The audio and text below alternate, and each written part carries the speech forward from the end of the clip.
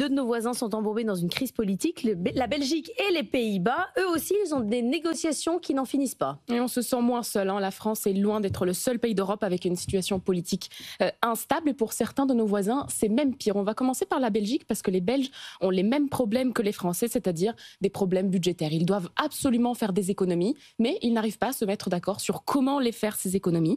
Donc en plus d'une crise budgétaire, il y a une crise politique. On parle de 10 milliards d'économies à faire d'ici 2030. L'objectif, c'est de réduire le déficit à 4% du PIB en 2029 et à 3% en 2030. Normalement, il y avait une deadline sur l'accord budgétaire, c'était hier, mais impossible de trouver un compromis. Donc le chef du gouvernement, Bart De Wever, a demandé au roi d'avoir 50 jours de plus, ce qui va le ramener à Noël. Donc il espère avoir le temps de négocier. Sinon, il a promis de démissionner, ce qui va replonger le pays évidemment dans une crise encore plus profonde. Et alors pourquoi ils n'arrivent pas à se mettre d'accord sur où les trouver? C'est parce qu'en Belgique aussi, le paysage politique est hyper fragmenté. Donc pour gouverner, ils sont obligés de faire un gouvernement de coalition avec énormément de partis. Là, il y en a 5 qui vont des libéraux wallons aux socialistes flamands avec en plus des centristes.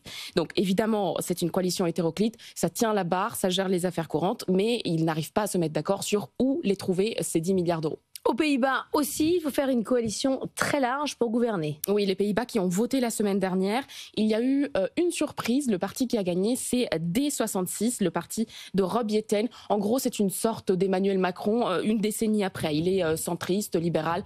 Il a une carrière politique assez fulgurante. Il est très jeune et il dit, tout comme le président français le disait à l'époque, que le débat entre la droite et la gauche, pour lui, c'est pas vraiment le sujet. Donc, il a réussi à séduire les Néerlandais aux urnes en allant piocher des votes par-ci, par-là. Mais maintenant, c'est impossible de gouverner tout seul. Il a 26 sièges au Parlement, tout comme l'extrême droite qui, elle aussi, en a 26.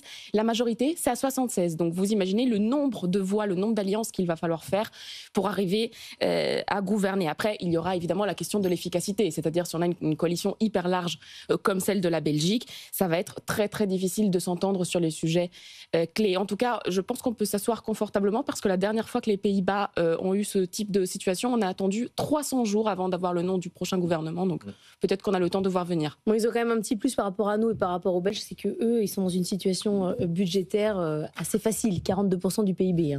Oui, ils sont sous les toits, ils arrivent à 3%. Ouais. Ça fait envie. Merci beaucoup, Annalisa Capellini.